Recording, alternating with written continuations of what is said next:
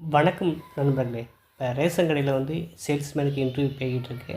So அதில் எந்தெந்த கேள்வி ரிப்பீட்டடாக கேட்குறாங்க அப்படிங்கிறத நம்ம ஓவராலாக தொகுத்து இந்த காணொலியில் பார்க்க போகிறோம்.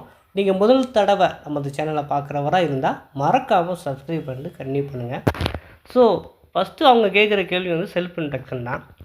இந்த செல்ஃப் இன்ட்ரடக்ஷன் பார்த்தீங்கன்னா ஷார்ட் அண்ட் ஸ்வீட்டாக நீங்கள் சொல்கிற மாதிரி இருக்கும்.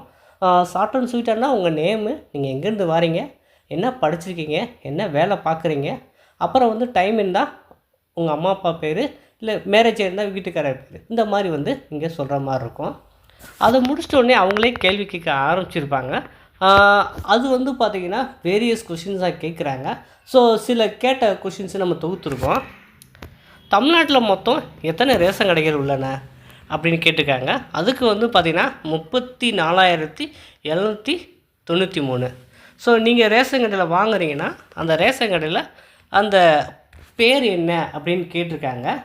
ஸோ உங்கள் ரேஷன் கடையில் என்னென்ன பொருட்கள் கொடுக்குறாங்க அப்படிங்கிறதெல்லாம் கேள்வியை கேட்டிருக்காங்க. ஸோ உதாரணத்துக்கு பார்த்திங்கன்னா அரிசி, சர்க்கரை, மண்ணெண்ணெய், கோதுமை, துவரம்பருப்பு, உளுந்தம்பருப்பு, பாமாயில், உப்பு. ஸோ இந்த மாதிரி நீங்கள் என்ன ரெகுலராக வாங்குவீங்க அப்படிங்கிறத சொன்னால் போதும். ஸோ ரேஷன் கடை எந்த துறை சார்ந்தது அப்படின்னு ஒரு கொஸ்டின் கேட்குறாங்க. இது ஒரு கோஆபரேட்டிவ் யூனியனால் நடத்தப்படுறது, கூட்டுறவுத்துறையினால். ஸோ அது நீங்கள் சொல்கிற பதிலாக இருக்கும். அப்போ ரேஷன் கடை டைப்ஸ் கேட்டிருக்காங்க, சரிங்களா. ஸோ அதுக்கு பிஹெச்எஸ், அது ப்ரியாரிட்டி ஹவுஸ்ஹோல்டு அப்படின்னா பிஹெச்எஸ் என்ன, பிஹெச்ஹெச்ஏஏஒய், ப்ரியாரிட்டி ஹவுஸ்ஹோல்டு அந்தோதய அண்ணா யோஜனா கார்டு என்ற ஒரு பொருள். என்பிஹெச்ஹெச் அது நான் ப்ரியாரிட்டி ஹவுஸ்ஹோல்டு. என்பிஹெச்ஹெச்எஸ் நான் priority household state subsidy. NPHHNC நான் ப்ரியாரிட்டி ஹவுஸ்ஹோல்டு நோ கமாடிட்டி. சரிங்களா, இந்த மாதிரி வகைகளை கேட்டிருக்காங்க.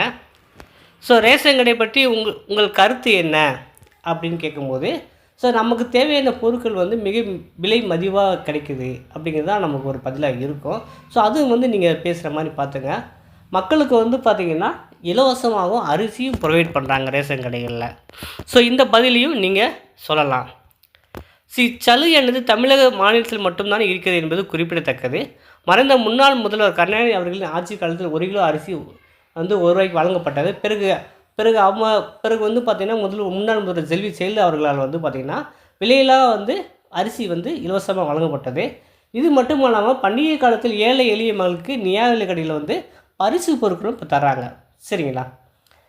ரேஷன் கடை திட்டம் யார் கொண்டு வந்தது அப்படின்னா கலைஞர் ஆட்சியில் தான் பொது விநியோக திட்டம் பிடிஎஸ் தொடங்கப்பட்டு நுகர்வோர் வாணிப கழகம் மற்றும் கூட்டுறவு சங்கங்கள் மூலம் குடும்ப அடையாள அட்டையை ஆதாரமாக கொண்டு ரேஷன் பொருட்கள் விநியோகிக்கப்பட்டது. ரேஷன் கார்டு என்றால் என்னென்னா, ரேஷன் கார்டு என்பது அந்தந்த மாநில அரசுகளால் வழங்கப்படும் அதிகாரப்பூர்வ ஆவணமாகும். இந்த அட்டையின் உதவியுடன் தேசிய உணவு பாதுகாப்பு சட்டம் 2010 படி தகுதியுள்ள குடும்பங்கள் மானிய விலையில் தானியங்களை வாங்கலாம். என்எஃப்எஸ்ஏ என்றால் என்ன அப்படின்னு கேட்குறாங்க. நேஷனல் ஃபுட் செக்யூரிட்டி ஆக்ட், சரிங்களா.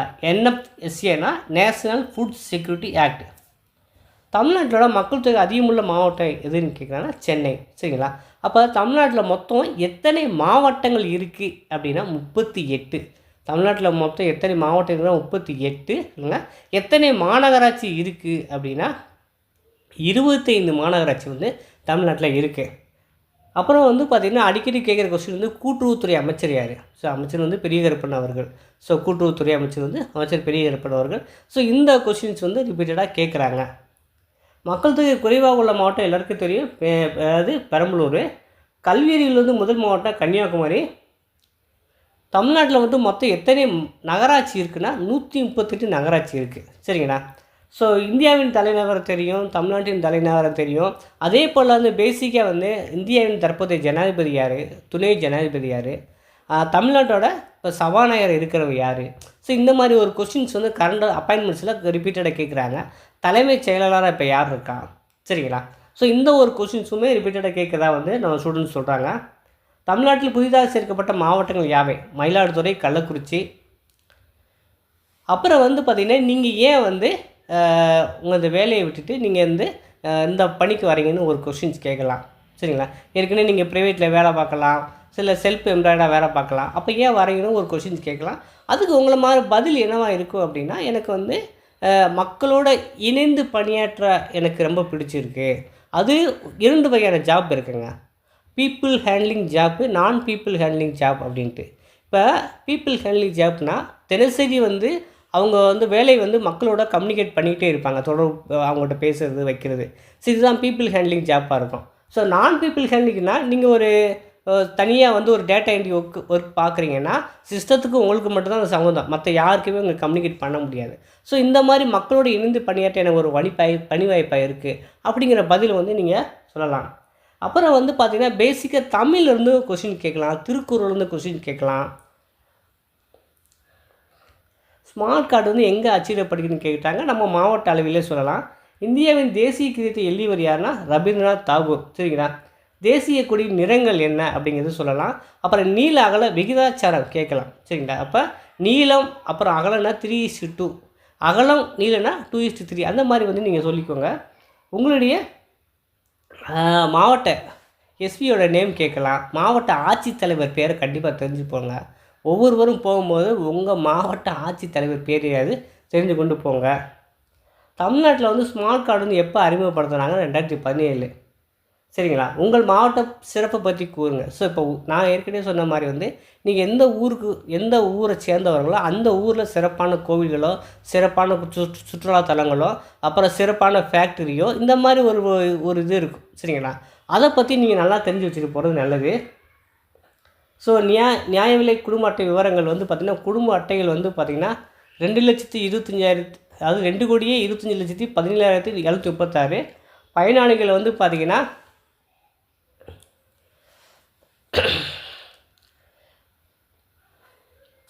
7,03,52,602. ஆதார் பதிவுகள் வந்து பார்த்திங்கன்னா 6,99,52,597. கைபேசி பதிவுகள் வந்து பார்த்திங்கன்னா 2,25,15,973.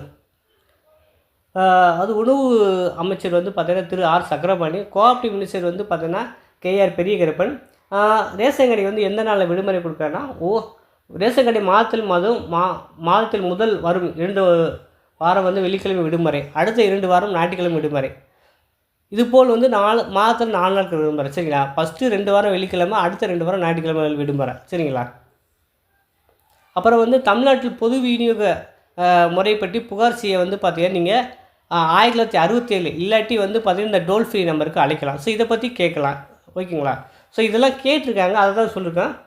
உங்களுடைய ரிஜிஸ்டர் நம்பர் சொல்கிறீங்கன்னு சொல்லியிருக்காங்க. தமிழக அரசின் தலைமைச் செயலர் முருகானந்தம். சரிங்களா? அப்புறம் வந்து டிஜிபி யாருன்னு கேட்கலாம். சரிங்களா? ஒரே நாடு ஒரே பென்ஷன் திட்டம் வந்து எப்போ கொண்டு வந்தாங்க? 2020.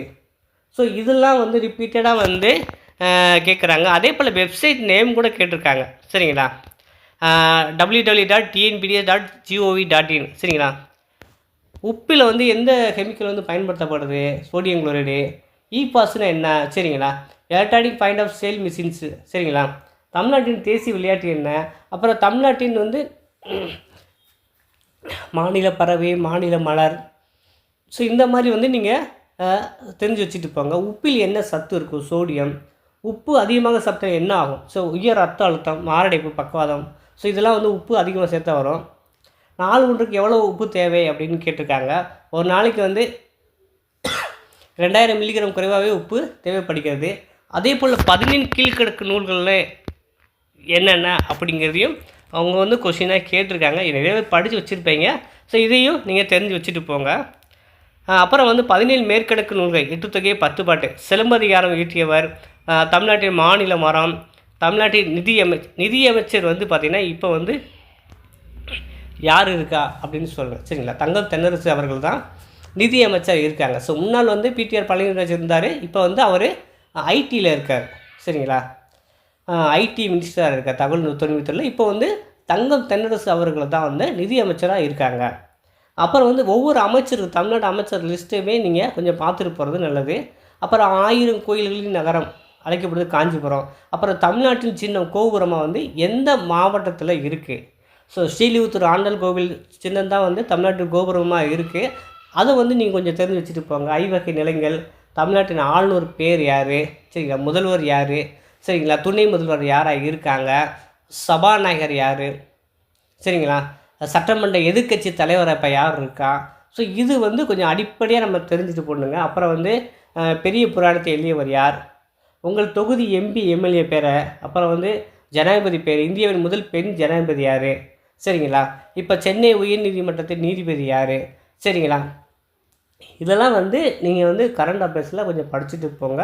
ஸோ இந்த காணொலியுமே நாளைக்கு போகிறவங்களுக்கு, இனிமேல் போகிறவங்களுக்கு ஒரு அவேர்னஸை கொடுக்கும் அப்படின்னு நான் நம்புகிறேன். ஸோ இந்த வீடியோ பிடிச்சதா மறக்காமல் லைக் பண்ணுங்கள்.